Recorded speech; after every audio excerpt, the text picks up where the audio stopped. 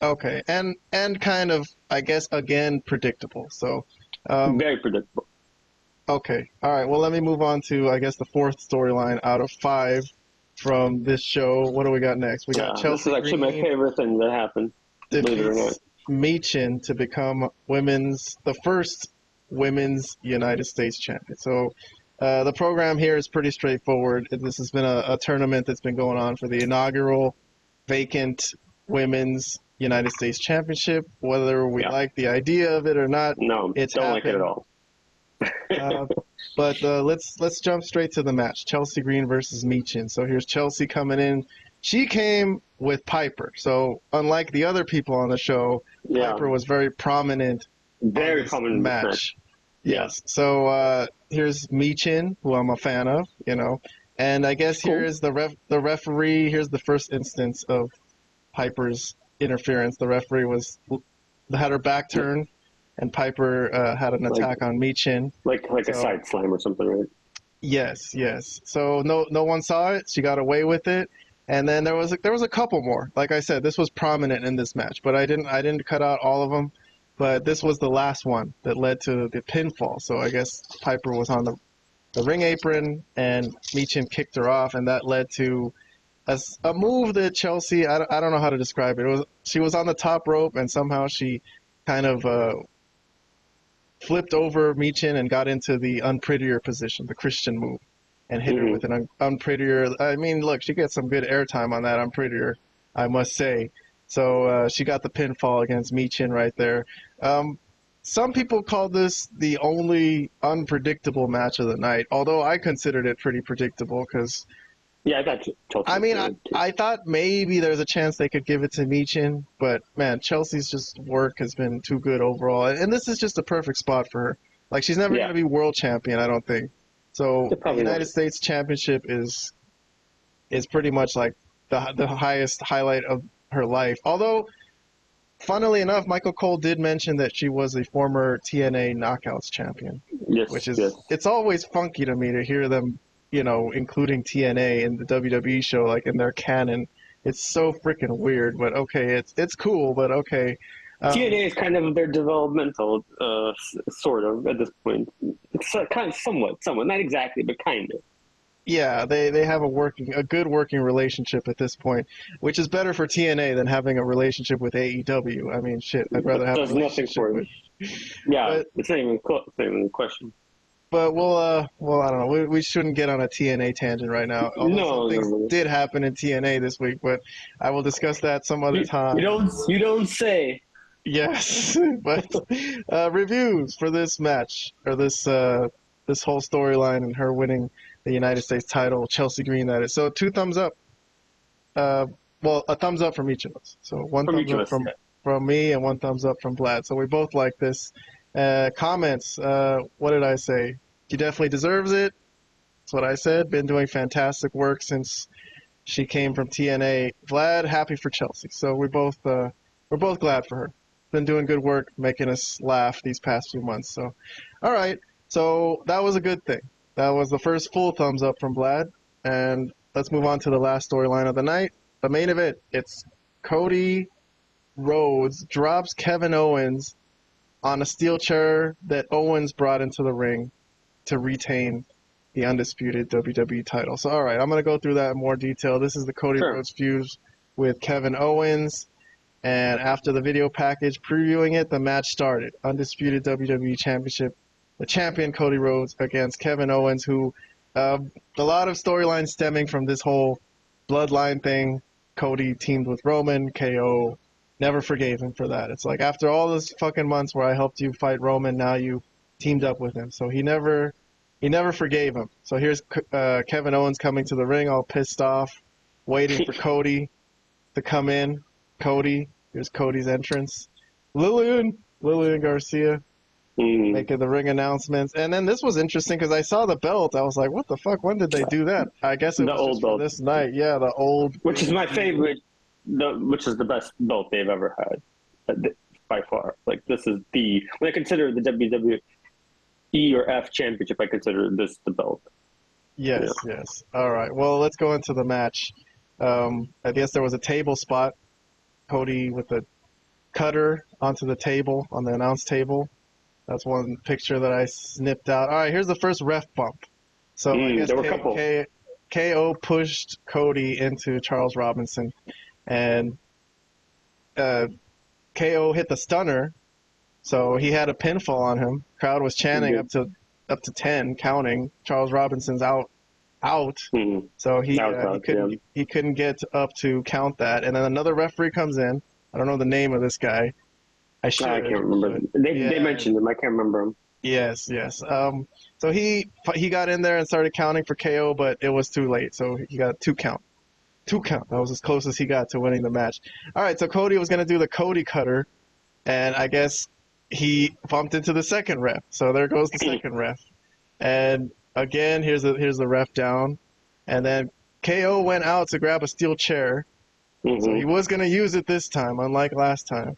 And then Cody countered and then hit the crossroads onto the steel chair. So he used the chair. Although, I don't know. He didn't really grab it and hit him with it. He just kind of hit his own move, and the chair happened to be on the floor. Because when I heard about it, because I didn't see what happened, but I heard Cody use the chair to win. I was like, did Cody turn heel or something? What the fuck? Okay. But he should have got disqualified if there was a referee looking.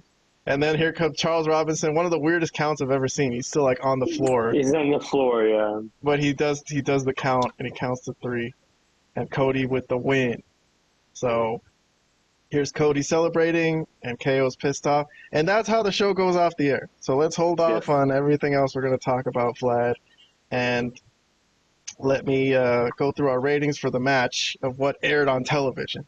So you, another half thumbs up. All right, and then I gave this one a thumbs up. I mean, I thought it was exciting. I like the ref bumps and everything. Although, yes, I mean, I don't know. I think some people considered that maybe Kevin Owens could win the title here and they could trade it back and forth or something.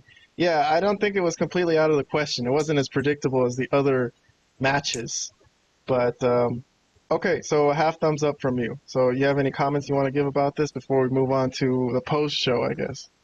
Yeah, I think I might have given it a full thumbs up, but like you said, the booking was too predictable this whole show for the most part, and this one really took the cake. I think if there was ever a time for Kevin Owens to win the title, or at least take it off Cody for a little bit, I mean, they could always give it back to him at some major thing, Royal Rumble elimination. I think Royal Rumble probably would have been the best one. I mean, he doesn't have to hold it every single second until he finally loses it. I know Roman held it for 3-4 years, but they don't have to repeat that same thing again, really. So I don't know. I just didn't like the predictable booking of it. Kevin Owens has been pretty good in this feud, specifically on SmackDown when he came out with the Stardust shirt. I thought that was hilarious. I laughed. Yes, I did notice that. That was pretty funny. Yeah, that was pretty funny. But overall, just it was I think a good match. Like you said, more exciting than I think the other matches. A couple of what the hell is going to happen stuff when the refs went down both times. But at the end of the day, they go to old reliable, old faithful Cody going over. Look, I love Cody.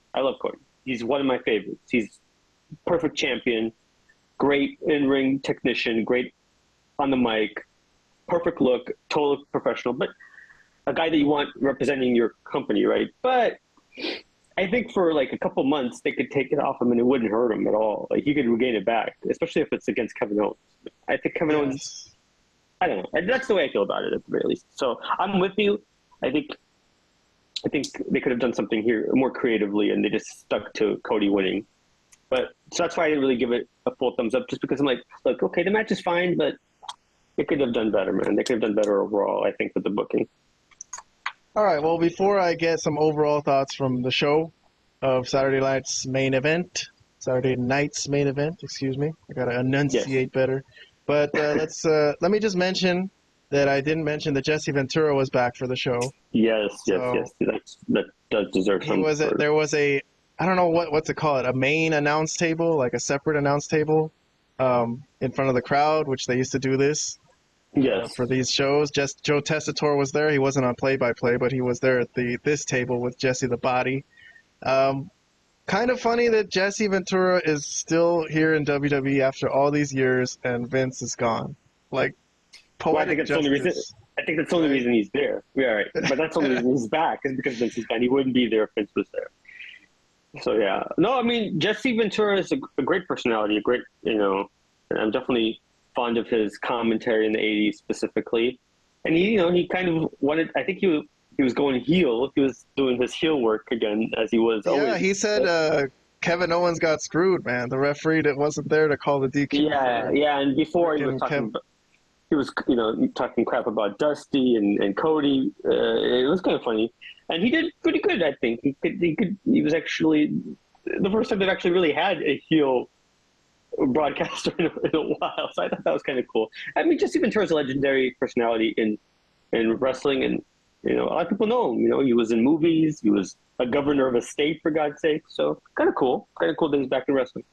All right. So after the show. You texted me, trying to make sure that I was aware of this because I was. Yeah, because I wasn't sure if you were. Sometimes I'm not. No, it was good that you mentioned it because sometimes I'm oblivious. I don't read. Yeah. I don't go to the news, and it wouldn't. It was just a coincidence that I saw it too. Honestly, it was a very big coincidence. Okay, so I found a video playing everything that happened after. Yeah. The main event. After the show. It was over, after the show. So we might as well watch it. I don't think this is copyrighted. This is just some guys. Yeah. Some guys. Because they have a WWE video, but this is probably better, so you won't get taken down. Yeah, good idea. Okay, well, let's see what happens. There is a WWE video, I guess, on their website? There is, yeah. It's probably on YouTube now, too. All right, so this is courtesy of Matt Kempe's YouTube. So whoever you are, Matt, thank you. All right, let's see what's going on. So Cody had just won the match, celebrating, kissing the floor, limping a little bit. This is a 4-minute clip, by the way. I didn't really edit it at all. We're just going to play it the way it is and comment as it goes.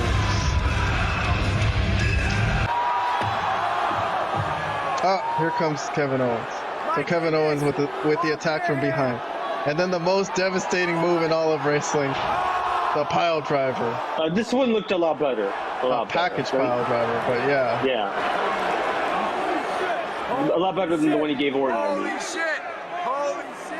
All right, so I guess from here I could forward a little bit. I mean, they're going to bring out paramedics and everything. To take Cody doesn't really go after it anymore. Kevin Owens doesn't really go after Cody anymore after that, it seems. No, but he grabs the belt and he steps over him a couple times. I see. All right.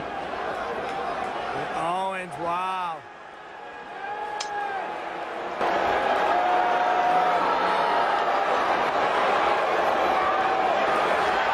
Wow, ladies and gentlemen.